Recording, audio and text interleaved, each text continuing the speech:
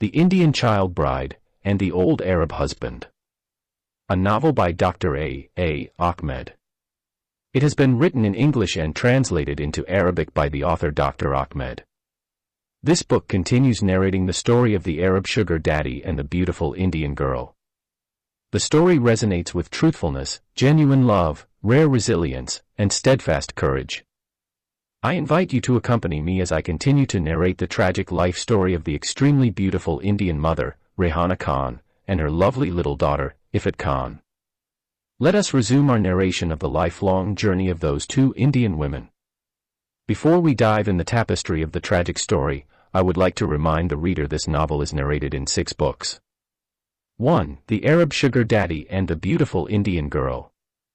2. The Indian Child Bride and the Old Arab Husband. 3. The Indian Miss World and the Rage of Muslims of the World. 4. Christina and the Complete Jew. 5. The Tears of God, Jews, Blacks, and Muslim Women.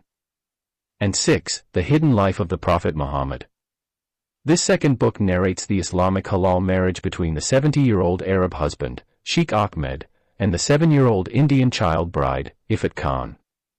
This is an intriguing epic story narrated in 6 books. Book 2. The Arab Sugar Daddy Turns into Satan the Granddaddy. Copyright. All rights are reserved. No part of this book may be reproduced, stored in a retrieval system, or transmitted in any form or by any means without the prior written permission of the author, except by a reviewer, who may quote brief passages for a review to be printed in a public newspaper, general magazine, school journal, or university article. All characters in this novel are fictional and any resemblance to real people, living or dead, is merely coincidental. Chapter 34. The missing Muslim girl is in another golden cage. That day, if the happy lawyer Sheikh Barkatullah had waited in his taxi 5 minutes more in front of the cheap hotel, he would have seen the men who had kidnapped Ifat Khan and got the number plate of the big car that they used. That particular evening the happy lawyer was in a great hurry, and his trained powers of observation and patience had deserted him. As soon as the Indian maidservant alighted from the taxi, the exceedingly happy Wakil had told his taxi driver to hurry up and take him to his house in the Kurla area as soon as possible. The big feast and celebration planned in his honor were waiting. The 18-year-old girl Ifat Khan crossed the road and headed towards her hotel. She did not see the 2 Indian men coming up behind her. They grabbed her waist and clamped her mouth. A third accomplice drove up in a big car just behind them. Her 2 kidnappers shoved the resisting body of Ifat into the car. Anyone looking on would have assumed that the 3 men had just picked up one of the hundreds of the young prostitutes in Bombay Central. Actually, the cheap hotel where the Indian wife of Sheikh Ahmed is staying is smack in the middle of one of the worst areas in Mumbai. It is a part of the largest red light area of Ferris Road where there are hundreds of brothel houses.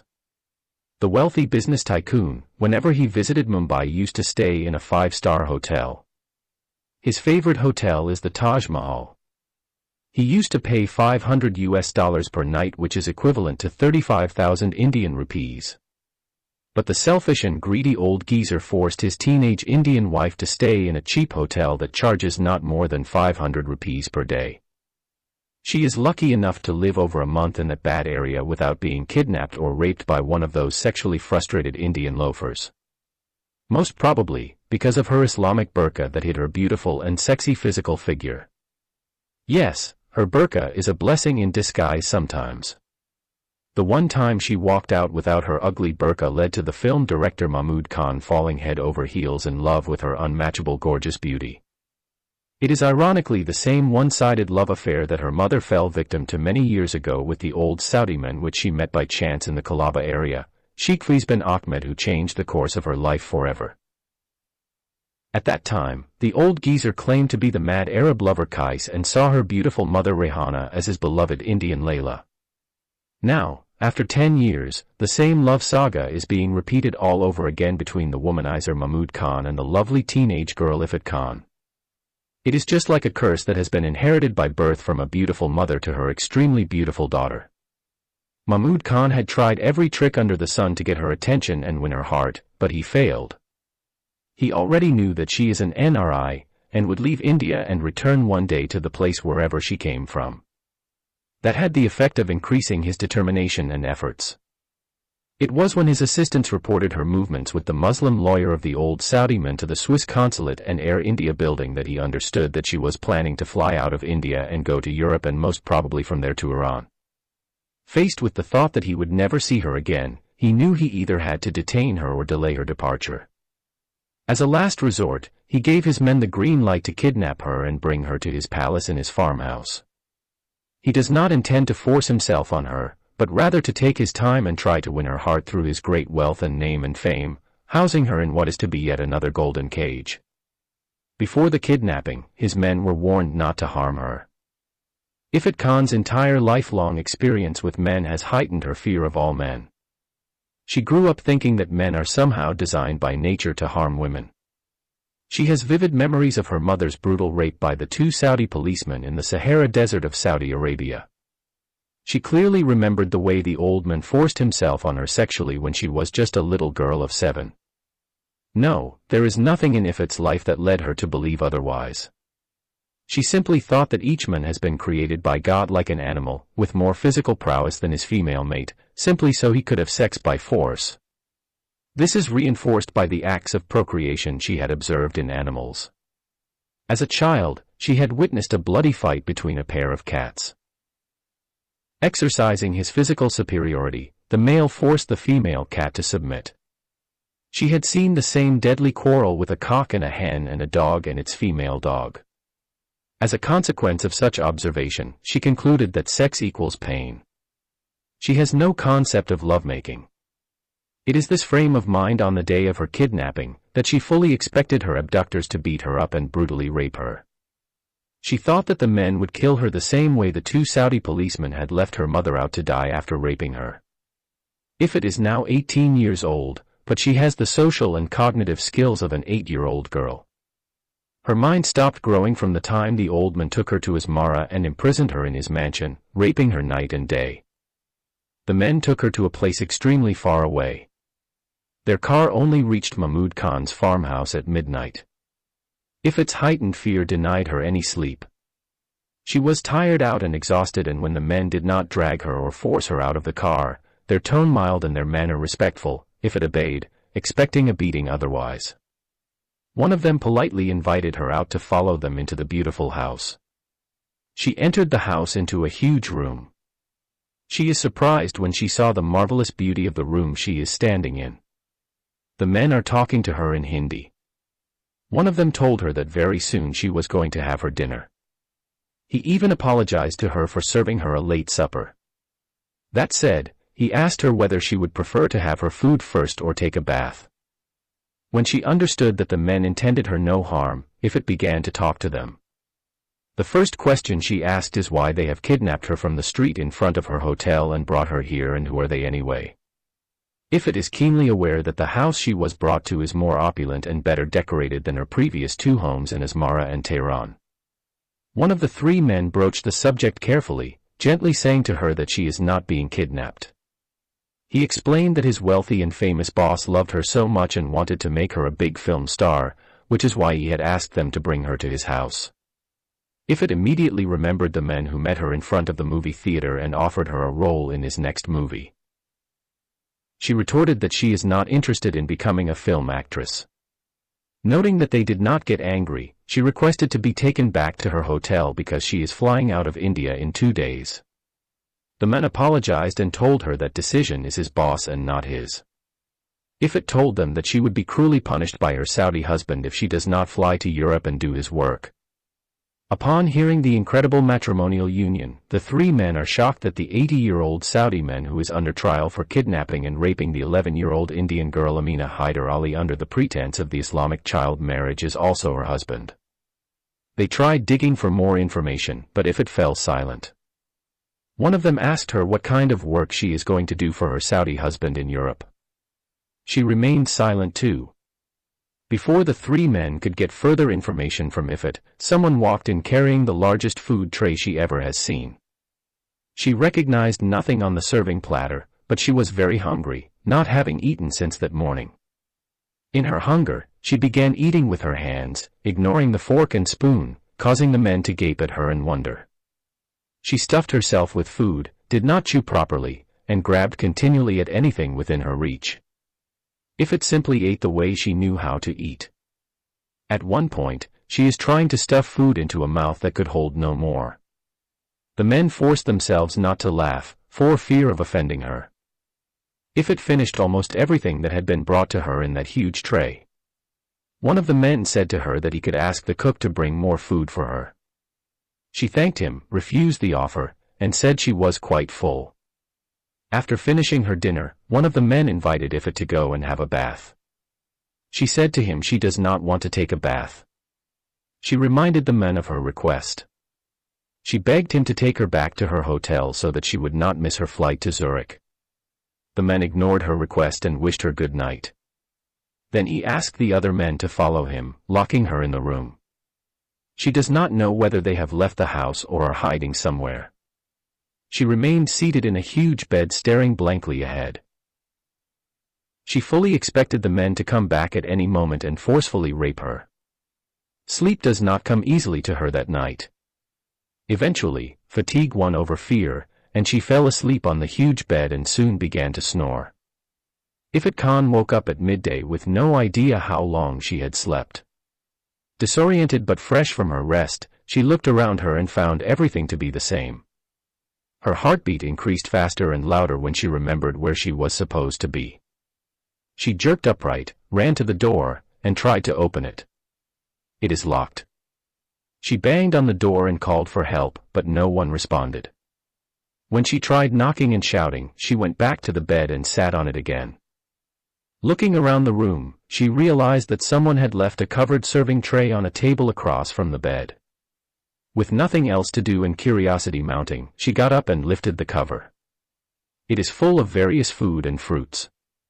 There is a big pot of tea. Scanning the room and realizing she was completely alone, she started eating her breakfast standing up.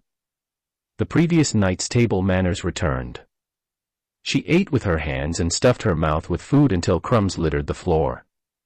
The food met with her approval, and when she felt satiated, she poured herself a big cup of tea. Ifit wished that her Saudi husband would not find out that she had been kidnapped, and also, she spent the night in a house with 3 men. She also wished that the Muslim lawyer would not fly to Zurich without her.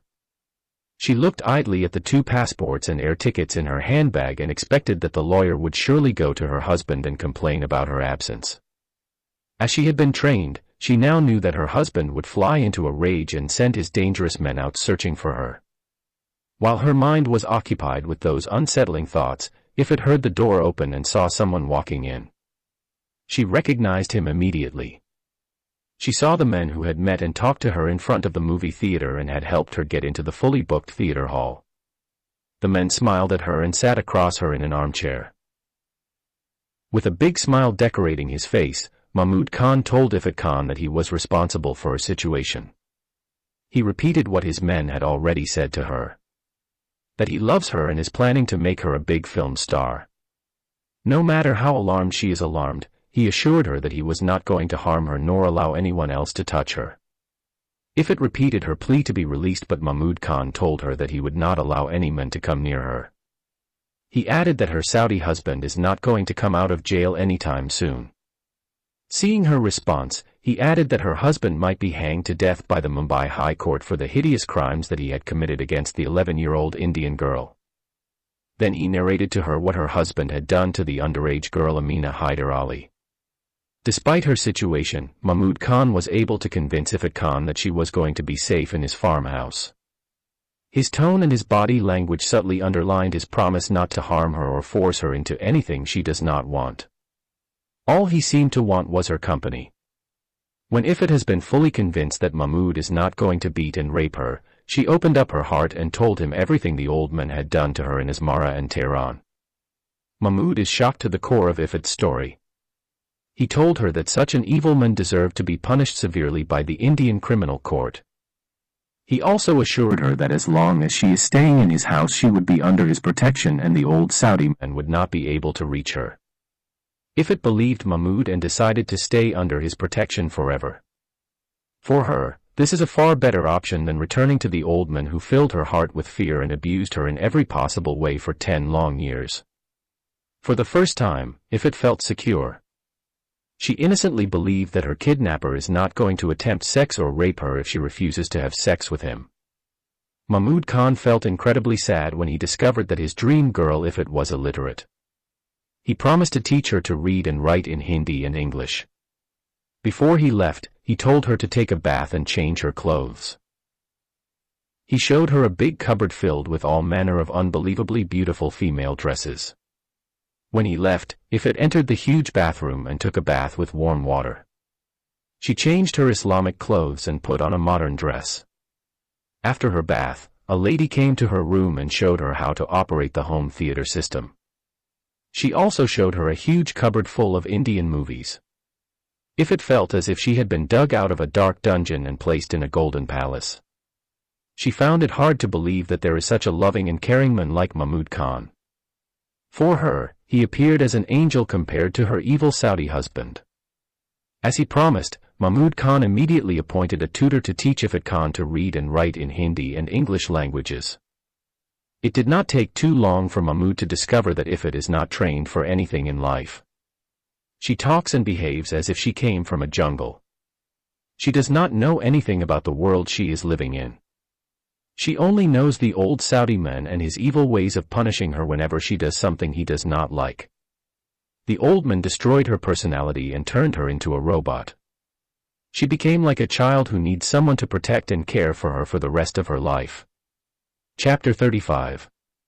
Creating a new secret deal. The old Saudi waited a week for his Muslim lawyer and his Indian maidservant. Instead of 24 hours, he has given his Muslim lawyer and Indian wife 7 days to come back and apologize to him on their bended knees.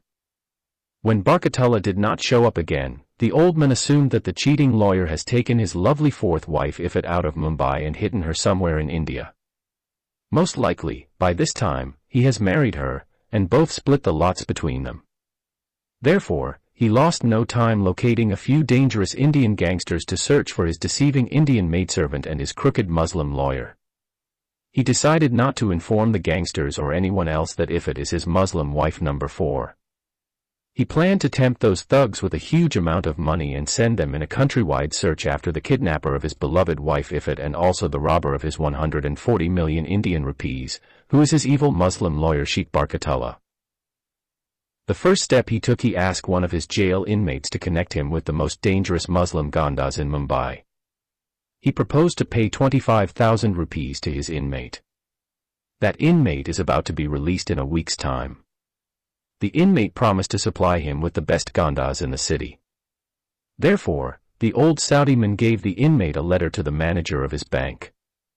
In the letter, he requested the manager of the Abu Dhabi International Bank to send someone with a checkbook so that he could pay the Indians he is hiring for his important case. When the bank received the letter, it sent someone to jail and met with Mr. Sheikh Faiz bin Ahmed. The old man almost has a heart attack when the bank told him that he could not withdraw more than 1,000 Indian rupees per day. His account is no longer his alone. What he does have now is a joint account with his Indian wife, Mrs. Ifat Khan. It is he who made the condition: neither party of the joint account is to withdraw more than 1,000 rupees without the consent of the other. With this stipulation in place, the old man would now need Ifat Khan to approve any withdrawal exceeding 1,000 rupees on any given day. Naturally, the bank refused to allow him to withdraw more than the agreed-upon sum as a single signatory. The old man told the bank that his bad Indian wife Ifat Khan has stolen 14 crores of Indian rupees, which are equal to $2 million from him, and also, she eloped with his corrupt Muslim lawyer Mr. Sheikh Al-Din Barkatullah Habib Allah. The bank informed him that he should go to the police to solve his problem. The old man begged the bank to dissolve the joint account and create one account under his name. The bank said that the joint account could not be cancelled without the consent of Mrs. Ifat Khan. Then the bank does tactfully suggest that if one of the signatories died, the surviving signatory would be entitled to the entire sum, and the account would revert to a single account holder under the name of the surviving person. The Saudi business tycoon has more than 400 crores of rupees in the joint account at the time when the Abu Dhabi International Bank imposed the withdrawal restrictions on him. He felt like a man who is dying of thirst and is standing in the midst of a huge river and could not drink water unless he uses a thimble. His final trial is scheduled to take place in a couple of months. He knew and understood that if he could not find another lawyer and use him to purchase his freedom, he would go to the gallows and leave his wealth to his accursed Indian wife. The old man had already transferred all his properties in the kingdom of Saudi Arabia to the name of Ifat Khan without her knowledge. Even his 2 houses in Asmara and Tehran are hers. Without hiring his own lawyer, the criminal court would appoint him any lawyer selected at random. If he is unlucky, his newly chosen lawyer might be a Hindu man who will be hating Muslims more than he hates the bitterest enemies of India, the Pakistanis. In that case, he will be his adversary rather than his defender. Sheikh Faiz bin Ahmed hates all his sons and daughters. He even hates with cruel bitterness his Saudi wives. He does not want any one of his Arab wives to inherit the houses they are living in. At the time of his arrest in Mumbai, he is still having 2 Saudi wives. His first and second wives died a long time ago. The disappearance of his Indian wife created a serious problem for him. It is now a question of life and death for him. At first, he does not want to inform his Saudi family members about his arrest in Mumbai. He remembered that when he was arrested at Asmara with his 11-year-old Indian child bride, all his Arab wives, sons, and daughters stood against him because they saw it as an unconscionable shame for him to have married the daughter of his Indian maidservant. Even his surviving cousin brothers and sisters and distant relatives disapproved of his marriage to a poor female foreigner. His child bride Ifat Khan was but a girl from an outcast Muslim background. None of his Saudi relatives, close or distant, came to court when he was on trial in Jeddah Sharia court. And when the Islamic court cleared him from the charges that the American CIA team tried to nail him with, none of his relatives had come to congratulate him on his victory. For that reason, Sheikh Ahmed decided to punish all his Arab wives and children by cutting them from his great wealth and not giving any one of them a chance of inheriting him upon his death. He knew even his Indian wife Ifat Khan would not know that she has everything written in her name and by default is hers. But after his 4th Indian wife supposedly left him and she supposedly ran away with his wicked Indian lawyer, the old man decided to bite the bullet and seek the help of one of his Saudi sons. He wrote a long letter to his son Dr. Abdul Bari Ahmed and asked him to come as soon as possible and save him before the accursed Hindu idolaters sent him to the gallows. This son is the biological father of the late American human rights activist Shama Abdul Bari, who got killed in a car accident. Her actual killer is her grandfather Sheikh Ahmed himself. In any case, in his letter, the old man requested his son not to inform anyone about his second marriage to his second Indian wife Amina Hyder Ali and his shameful arrest in Mumbai. His son is even more furious when he came to know that his father has once again married another low-caste Muslim woman, this one from the Arzal tribe of India. The Arzal are the untouchable Muslims in India. Fearing the scandal that would result from his father's execution in Mumbai, the son made plans to go to India and preserve the honor of his noble Saudi family. When the son arrived in Mumbai and visited his father in the Arthur Road jail, he became more outraged when he came to know that his father has already transferred all his money and properties to his first Indian wife Mrs. Ifat Khan. At first, he decided to forsake his father and leave him to die in the Indian jail. This would do nothing but leave the reputation of his family in the balance. He told his father his terms. Unless his father placed his right hand on the Holy Quran and his left hand on his grey hairy head and swears by the name of his family that he would not repeat these disgraceful acts, he could expect no help. The father obeyed his son and swore on the Holy Quran that he would never ever marry an Indian girl again. Somehow, this did not satisfy his son.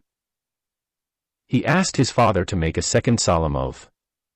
This time, he asked his father to swear by his penis and the Holy Kaaba. Some Muslim Arab men consider the most important things for the men are his penis and the house of Allah. Consequently, the old man placed his left hand on his dirty penis, and he pointed his right hand towards the Holy Kaaba at Mecca city and made that serious oath. Then and only then the son agreed to find a good lawyer for his father and tempt him with money and purchase the freedom of his father. The old geezer told his son about the former secret deal that was made between him and the main judge of the High Court and the two police commissioners of Mumbai and Hyderabad. The son decided to renew the unfulfilled secret deal, but he told his father that he would not pay more than 500,000 Indian rupees each. He is a medical doctor in Riyadh City, and he simply does not have that much money in his account. Before appointing a new Muslim lawyer, the son contacted the judge of the High Court and the 2 police commissioners and told them about the new offer. All 3 corrupt lawmen of the law agreed to the 500,000 Indian rupees before the trial. The judge and the 2 police commissioners are under the impression that the old man has been truly robbed of 140 million Indian rupees by his unfaithful Indian maidservant. They believe soon or later they are going to find the cheating Indian maidservant of the Saudi men and take the entire 14 crores from her and send her behind bars forever and split the amount among themselves. They knew that the cheating maidservant Ifat Khan did not fly out of the country and most likely hid somewhere in India. For that reason, their frantic searches for her have not relaxed a bit. However, the 2 police commissioners demanded 1 crore each after the imprisoned father is released. The judge of the High Court demanded 750,000 before the trial and 2 crores after the father is acquitted with honor. The son accepted the demands of the 3 men of the law with the hope that his father would find a way after his release to get his frozen money released and pay off the rest of the funds. The judge informed the son that if the father would not pay the rest of the money after his honorable release, he would be subjected to a retrial and convicted and handed over to the hangman and get put to death for his hideous crime. The son reluctantly accepted the condition. But in his heart, he is thinking that he could get another Saudi passport for his father through bribes to police officers in Jeddah City, and therefore he could smuggle him out of India through other international airports in New Delhi, Calcutta, or Madras cities. This time, the first installments have been paid off in a less complicated fashion. Instead of traveling to Zurich and opening secret accounts, the son wrote 3 checks and handed them over to the judge and the 2 police commissioners. It is up to each one to decide whether he wants to deposit his check in his Indian account or prefers to travel to one of the Gulf countries and open a secret account and deposit his funds there. After making the new deal with those corrupt men of the law, the son found another crooked Muslim Indian lawyer and told him the secret plan. The son misled the lawyer into thinking that he paid each party 500,000 Indian rupees and that he would pay each the same amount after the honorable release of his suspected father. The Muslim lawyer accepted the deal and thanked Allah. With the new secret deal in place, there are now merely 15 days to the final trial day on which the Mumbai Criminal Court is supposed to render its final verdict on the Saudi suspect Sheikh Faiz bin Ahmed. Chapter 36. The final verdict of the Bombay High Court on pedophilia. The final day trial of Sheikh Faiz bin Ahmed is conducted on a Friday afternoon at the Mumbai High Court. Indian Muslims gathered in thousands outside the Mumbai High Court and continued to shout and demand the release of the Saudi Muslim men. They have been collectively made to believe by their parents, religious teachers, and leaders, and imams in mosques, homes, and Muslim schools that what the old Arab men did is lawful marriage and in full alliance with the sacred teaching of the Quran and also the blessed Sunnah of their infallible prophet. They referred to the marriage of their prophet Muhammad with his child bride Aisha when she was 6 years old and consummated his marriage with her when she reached 9. Accordingly, the condemning of the child marriage of the old Saudi man Sheikh Faiz bin Ahmed with the 11-year-old Muslim girl Amina Haider Ali as child kidnap and rape is directly pointing the finger of accusation to the Prophet Muhammad and accusing him of being a pedophile and rapist too. In the meantime, inside and outside the high courtroom, hundreds of Hindus sat calmly and waited for the final verdict to be delivered. Every non-Muslim person has expected a verdict of guilty and the kidnapper and rapist of the 11-year-old Indian girl to be punished to the full extent of the law. The main judge is a Hindu and that gave them the assurance that the wicked old Saudi is going to be sent to the gallows and most probably hanged by his genitals. Nevertheless, when the final hearing of the trial began, their assurance was shaken. The many pieces of evidence presented in court astonished the audience. First of all, the Mumbai Chhatrapati Shivaji International Airport police changed their statements. They said that when they asked the underage Muslim girl about her age, she said she is 17 years old. Her passport also showed that she is 17. Even so, they doubted her age, and that is why they arrested the old Arab man who claimed he was taking her to Iran as his Indian maidservant. Secondly, the Hyderabad Police Commissioner supplied evidence that the owner of the Islamic marriage agency Mr. Farooq Khan, and the family of Amina Haider Ali had fooled the Saudi men about the real age of the underage girl. The corrupt police commissioner brought Amina's father, mother, brothers, and sisters to court. All of them testified under oath that they told the suspected old man that their daughter is 17 years old. Thirdly, the police commissioner of Mumbai produced Amina as a witness who then told the court she had told the Arab old man she is 17. In fact, the Mumbai police commissioner is the one who had bribed the international airport police and the underage female victim Amina Haider Ali and made them change their statements. Fourth, the only problem that faced the High Court is the maidservant visa. The new Muslim lawyer somehow was able to convince the court because the Saudi man decided to take Amina Haider Ali to Tehran as his maidservant and not as his lawful wife. He argued that his client was advised by someone to take his Indian wife under a work visa because that would hasten the process of their travel. The Muslim lawyer said further that his defendant had a lot of work to do and had no time to waste in India waiting for the long process of getting an Indian wife out of the country. At the end of the trial, the corrupted High Court judge who got bribed by the son of the accused pedophile has nullified the marriage contract between Amina Haider Ali and Sheikh Faiz bin Ahmed because it is based on deception. He said it is illegal in India to marry a girl below the age of 17. Additionally, he ruled that the old Arab man is a victim of deception and conspiracy. He then raised his voice above the rising murmurs of the Hindu audience in the courtroom and announced, Sheikh Faiz bin Ahmed is to be released with honor with his head highly lifted up. Immediately, upon hearing the final verdict, the despicable pedophile Sheikh Ahmed stood up on his feet and brought his two hands together, and began to clap and shout loudly, Allahu Akbar, Allahu Akbar. He then thanked the Hindu judge and his jurymen for their honesty and their justice which they showed to an innocent foreign suspect. He ended his celebrating words by shouting, Today, in this secular courtroom of the infidels, the truth of Allah and his Prophet Muhammad has come and the falsehood of the accursed Satan and his followers are defeated. The Hindu audience began to shout and protest and refused to leave the court. The police officers used their batons and emptied the courtroom. The Muslims began to rejoice and celebrate outside the courtyard when they heard the outcome of the historical trial. The outrageous Hindu crowd driven from the courtroom of the High Court met head-to-head with the celebrating Muslim crowd and fierce fighting erupted immediately. Many people got beaten up and some have been knocked down. From both warring enemies, many got killed. Some of the seriously wounded mob died due to the stampede. The police officers have to use tear gases to disperse the crowd. The local and national media broadcasted the results of the trial. Non-Muslim people all over India received the news with shock. They are outraged when they came to know that a Muslim rapist and pedophile walked out of the Mumbai High Court with his head held high in honor. Many people believe that the wealthy Saudi business tycoon had bribed the judge and the police commissioners of Mumbai and Hyderabad. But no one could prove it. Muslims all over India and Pakistan celebrated with fireworks the so-called honorable release of the despicable and dirty pedophile Saudi man. Chapter 38. Uncovering the Conspiracy by the Stink News TV. Notwithstanding the celebration of the Muslims of the subcontinent of India, Pakistan, and Bangladesh and the happiness of the 80-year-old Saudi man and his son are premature and only temporary. A news agency in Mumbai known as Stink News shocked the entire Indian nation when it broadcasted a few hours later the confessions of the High Court Hindu judge Mr. Ramprasad Ramankrishna and the two police commissioners of Mumbai and Hyderabad, Mr. Ambedkar Siddhartha Gautama, and Mr. Abdul Rahman Dawood Ali. All three confessions were videotaped and handwritten so that the judge and the two police commissioners have no way of denying them. The Home Ministry in New Delhi immediately ordered the arrest of the three corrupt culprits.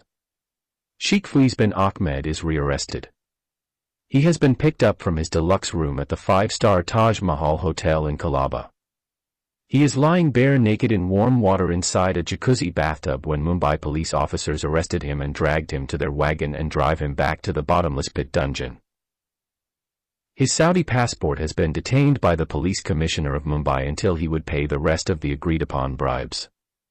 But his son promised to get him a new Saudi passport by paying bribes to some employees of the passport office in Jeddah City. However, the released pedophile has not enjoyed his freedom for more than a few hours. His son, Dr. Abdul Bari, is not arrested because his name is not mentioned in the confessions. Moreover, the son happened to be in bed with a buck-naked 14-year-old Indian prostitute in another hotel called the Ambassador Hotel. As soon as he saw on the TV the disturbing news of the rearrest of his father, he checked out of the hotel and rushed to Mumbai International Airport, and he fled out of India on the same night and returned to Saudi Arabia, leaving his immoral daddy to face the consequences of his uncountable evil deeds. The $1 million question of the day is how Stink News found those dangerous, incriminating, secret personal confessions. No one would believe that the three men of the law could make such dangerous and foolish admissions. In a press conference that followed the broadcasting of the three confessions, the director of the controversial TV channel said that an anonymous person sent to him the confessions through the mail. He received them a week before the final trial. However, he decided to keep them hidden from the police and the public until the historical trial was over. He did not want the three corrupt men of the law to get away with the millions of rupees that they received from the wealthy business tycoon, the suspected Saudi Sheikh Faiz bin Ahmed. Needless to say, the confessions are the very ones that the old man ordered his obedient Indian wife to mail to his house address in Tehran, Iran. Ifat Khan followed the order of her Saudi husband and sent them as registered mail. When that registered mail reached the address, the Iranian postman found the house is locked and no one is there to sign and receive the registered mail. The postman made 3 attempts to deliver the mail, but he could not.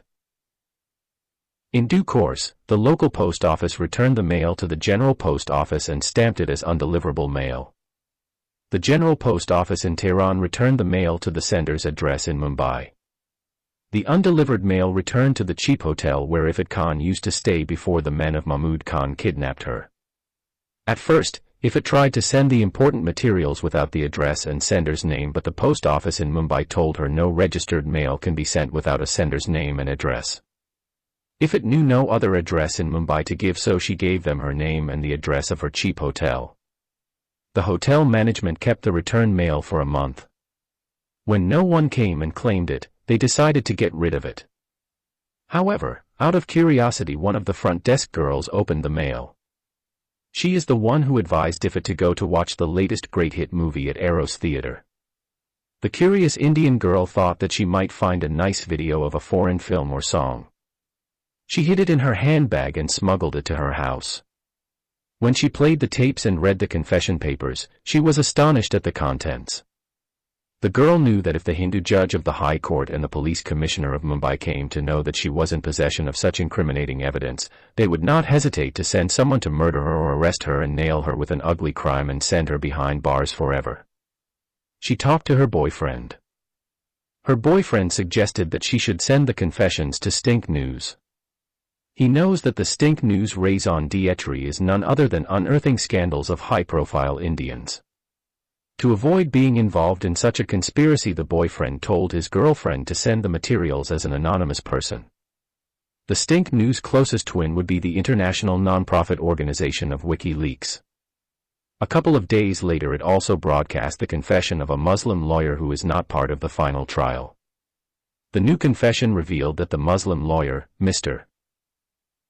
Sheikh Aldin Barkatullah Habib Allah, admitted in tape and through writing that he was going to receive a bribe from his client Sheikh Faiz bin Ahmed, 30 million of Indian rupees prior to the trial and another 3 crores after the trial.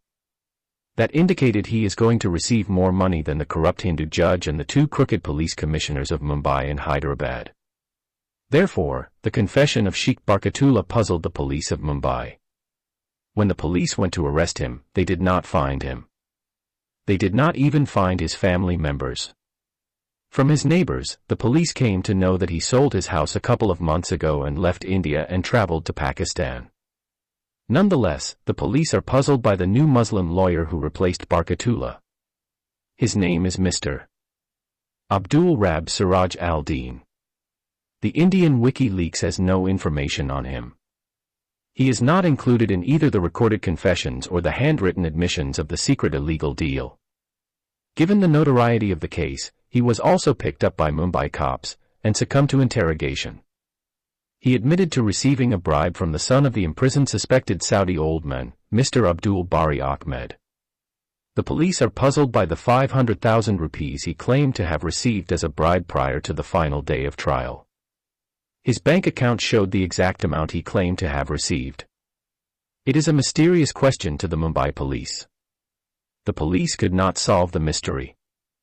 It just remained an unsolved riddle that the former Muslim lawyer who sold his house and escaped to Pakistan was promised to get a bribe of 60 million Indian rupees.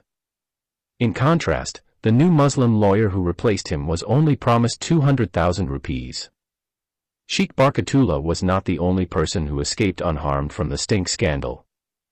The son of Sheikh Ahmed, Dr. Abdul Bari Ahmed, also flew out of Mumbai the same night his father was rearrested in his deluxe room in the Taj Mahal Hotel. The police of Mumbai issued an arrest warrant against the sender of the secret confessions. The sender has been identified as an Indian Muslim maidservant of the old Saudi men. Her name is Ifat Khan, and she used to stay in a cheap hotel at Bombay Central. Her name has been published in every newspaper and TV channel in Mumbai with her photo. Again, the police did not have a recent photograph of her. Her Indian passport was renewed by the Indian Embassy at Tehran a couple of weeks before she returned to her motherland where she was born. The passport showed that she lived for a short time in Saudi Arabia. She lived 3 years in Asmara, Eritrea, and 7 years in Tehran, Iran. The police also guessed that she is sexually involved with the despicable Saudi pedophile. As before, the police could not trace her family to Mumbai. The address in her passport showed that she used to live with her family at Vakola Colony, which turned out to be a fictitious address. The Indian residents of the building are all Hindus. None of the residents of the place has claimed to have known a Muslim family by the name of Khan. The police were able to find the date she traveled to Saudi Arabia along with her mother, Rehana Khan. What puzzled the police is the variation of the date on which her passport was issued at Worli Passport Office and the date she traveled out of India through the Mumbai International Airport. It appeared that her passport was issued after she left India with her mother and headed to Jeddah, Saudi Arabia. This is another mystery that mystified the minds of all the police of Mumbai. Still, her arrest warrant is issued, as she is deemed to be a critical component of the complicity. This novel is to be continued in Book 3, under the title, The Indian Miss World and the Rage of Muslims of the World. This epic story is narrated in 6 books. 1. The Arab Sugar Daddy and the Beautiful Indian Girl. 2. The Indian Child Bride and the Old Arab Husband. 3. The Indian Miss World and the Rage of Muslims of the World. 4. Christina and the Complete Jew. 5. The Tears of God, Jews, Blacks, and Muslim Women. And 6. The Hidden Life of the Prophet Muhammad. About the author of this novel. Dr. A. Ahmed is an author and scholar. He holds 5 university degrees, BA, MA, and PhD in Philosophy and Comparative Religious Studies from India, and BA and MA degrees in Religious Studies and Philosophy from Canada. He was born and raised a Muslim, but through his studies of philosophy and comparative studies of religion, he converted to Christianity. He has a unique writing style that can break through any religious, social, and cultural barriers and reveal the truth as it is. In addition, his books rely on eyewitnesses because he witnessed with his own eyes the difficult conditions that Muslim women live in Islamic society. He has written 25 books but has so far published 10 of them. He authored his novels in English and translated them into Arabic. All of his books revolve around the abuse of women in Islamic societies and terrorism in Islam. Some of his books are available to listen to on his pages on the YouTube website, as he narrates them in his own voice.